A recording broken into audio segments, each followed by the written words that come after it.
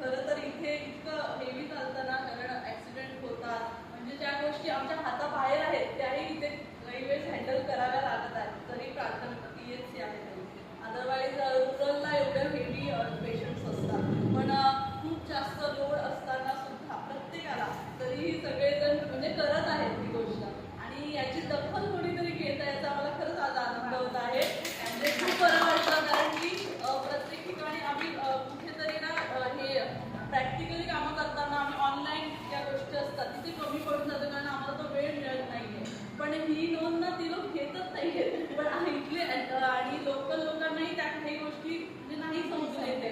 पण तुम्ही आज पहिल्यांदा पडगावमध्ये असं होत असेल की आम्हाला म्हणजे असं बोलले की तुम्ही चांगलं काम करता. अदरवाईज प्रत्येक जण येतो आणि असं म्हणजे भांडण की अरे तुमच्याकडे हेच नाही तेच नाही, ऍप्रिशिएट नाही कोणी करत आहे. पण किती कमी गोष्टींमध्ये हे मॅनेज करतोय हे खरं तर कोणाला कळत नाही. आमच्याकडे मेडिसिन म्हणा किंवा या सगळ्या गोष्टी त्या प्रमाणात पाठवल्या जातात. तेवढ्या प्रमाणामध्ये अरे तुम्ही 2च गोळ्या देतात हेच करतात, पण त्यांना नाही होतात. पण हे एवढ्या सगळ्यातून पहिल्यांदा पडगाव घेत तिला कोणीतरी ऍप्रिशिएट केलं, त्याबद्दल मी सगळ्यांना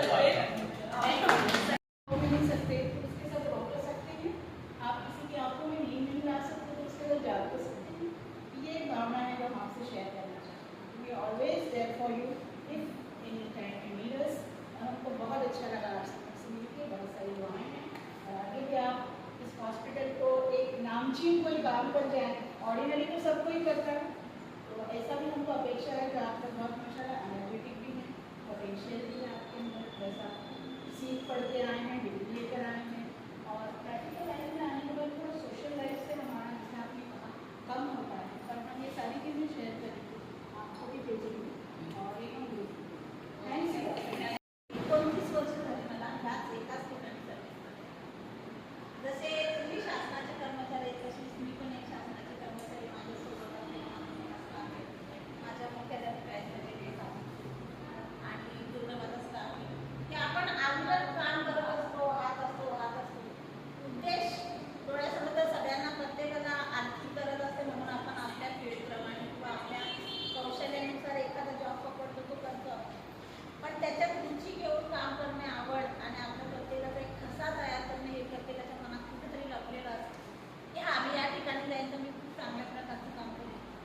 सगळ्यात मोठ्या सेवा देणारे मी एक असा सेवाभावी आश्रम बघितलेला आहे जो कुष्ठरोग्यांचा आश्रम आहे खात्री. त्या ठिकाणी अशीच एकदा विजिट झाली होती की अक्षरशः आपल्या आईवडिलांना जर तसं मानेखाली हात घालून काम करायची वेळ आली तर आपण करायला करतो. कदाचित 4 दिवस करतो, 8 दिवस करतो म्हणून तिथे अशा जर्जर झालेल्या पेशंटची ती लोक सेवा करतात. मग तेव्हा असं वाटतं की आपली सेवाचा खालीचा वाटा पण नाही. मग आता ह्या ग्रामीण भागात जर एवढं हॉस्पिटल आणि नाव ऐकून नाही, कारण आजूबाजूच्या केसेस येतात डिलिव्हरीसाठी याच्यासाठी, तर हा आता इथे खूप चांगली सोय आहे. हे कशामुळे आपल्याला दिमाग मिळतो?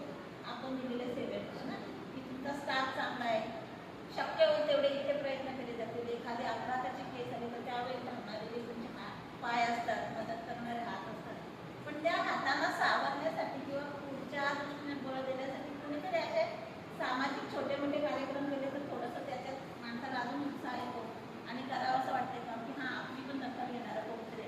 नुसतं पगारापुरतं नाही, पण अशा प्रकारची सामाजिक स्तरावर दखल घेतली तर तेव्हा माणसाला थोडा एक वेगळा हुरूप असतो.